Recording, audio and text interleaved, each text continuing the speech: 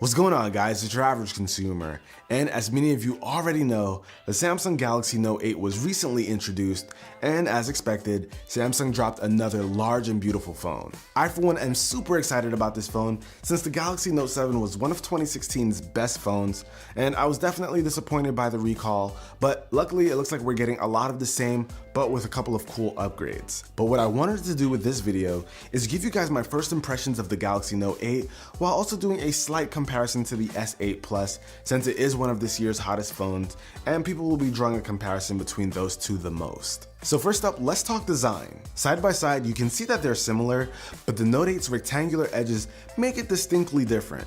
And this makes sense since the Note series has always had a more rectangular design compared to the other Samsung phones. This difference in edges both distinguishes it nicely from the S8 Plus and also makes the phone slightly more grippy and comfortable to hold. It's not a huge difference, but it is something to note. In terms of other physical differences, the Note 8 is slightly larger with a 6.3-inch display compared to the S8 Plus's 6.2-inch display. But what remains the same between the two is the quality of the beautiful display. I had a chance to play around with the phone for several hours, and I don't think there's anyone that can get bored of that beautiful Quad HD Plus Infinity display that we get on both the S8 line and now the Note 8. Now when it comes to the UI, you pretty much get the same thing, but what I did notice on the Note 8 is that the app drawer now has 5 apps across instead of the 4 that you get on the S8 Plus. And it still includes the Edge panel that you can access on the side, but a nice little software tweak here is that you can now access split screen with a preset of 2 apps.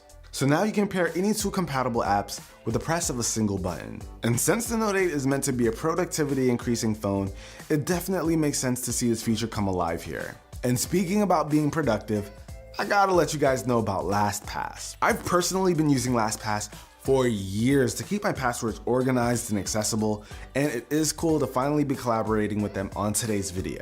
Basically, LastPass will remember and store your passwords and will automatically fill them in when you visit your most often used sites, which is nice because this allows me to use a different password for different sites, which we should all be doing for the sake of security, but at least with LastPass, you don't have to remember them all.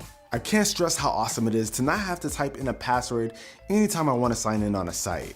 I've even installed this for my dad, who's been known to forget his password quite a bit and get locked out of his account. So this saves him the trouble of having to go through those security questions or somehow end up calling me. But guys, definitely check out LastPass. It is a game changer and it's been a staple for me for many years now, and I'll have links down below in the description for you to check it out. But now back to what makes the Note 8 the Note 8. And that's the S Pen. The S Pen's always been a staple to the Note line, but with the Note 8, it does have a few tweaks and upgrades. Now the new S Pen is more pressure sensitive, and it also comes with this new carousel feature where you can choose the action you're looking for by scrolling through the wheel. And a cool feature that I personally like is being able to pull out the S Pen and jot something on the screen without turning the phone on or choosing a specific app. This is great for taking down numbers, writing lists, or any sort of reminder.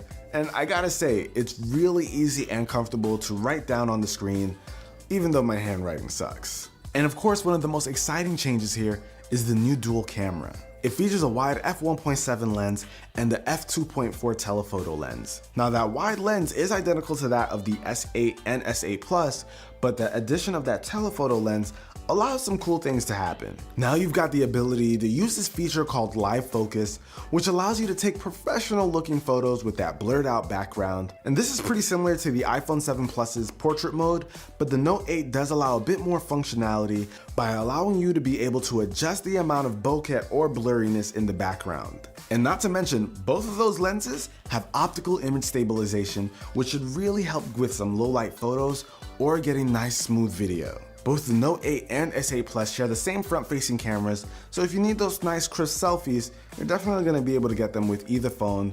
And it's no surprise here because Samsung makes some of the best cameras in the business, which has me really excited to try out the Note 8 and really push it through its paces and see what kind of shots I can get with it myself. And of course, there are some spec differences which you can see here, but what really has my attention here is the decrease in battery life on the Note 8, which is rocking a 3300 mAh battery compared to the S8 Plus's 3500 mAh battery.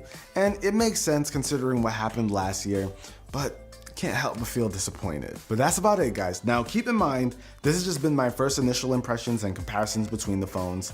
I can't wait to get the Note 8 in hand and put it through a real day in the life. And if you guys are excited about that, be sure to hit that like button, and I'll catch you guys in the next one. Till then, it's your average consumer. Peace.